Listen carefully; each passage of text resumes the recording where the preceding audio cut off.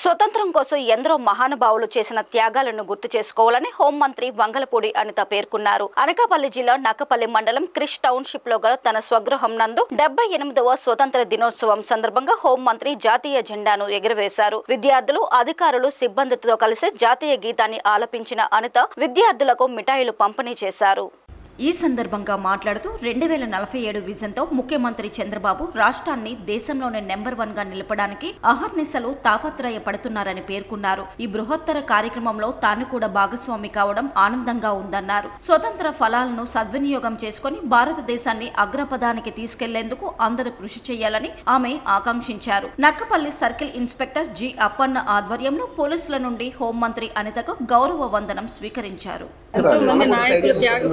స్వతంత్ర దినోత్సవం మనం జరుపుకుంటున్నాం. స్వతంత్రం తీసుకొచ్చుకోవడం ఎంత కష్టతరమైందో అదే స్వతంత్రం నిలబెట్టుకోవడం కూడా అంతే కష్టతరమైంది.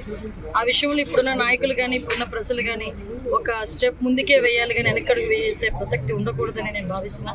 ముఖ్యంగా ఒక విజన్ ఉన్న నాయకుడిగా చంద్రబాబు నాయుడు గారు చేస్తున్న కృషి కానీ ఈరోజు ఆంధ్రప్రదేశ్ రాష్ట్ర ప్రగతికి ఒక సోపానంగా మనం భావించాము. ఎందుకంటే ఎప్పుడో 2020 అని ఒక స్లోగన్ తీసుకొచ్చి ఆ 2020 నాటికి హైదరాబాద్ లాంటి సిటీస్ని చాలా ఉన్నతమైన స్థితిలో నుంచోబెట్టిన పరిస్థితి చంద్రబాబు నాయుడు గారికి మనందరికీ కూడా తెలుసు.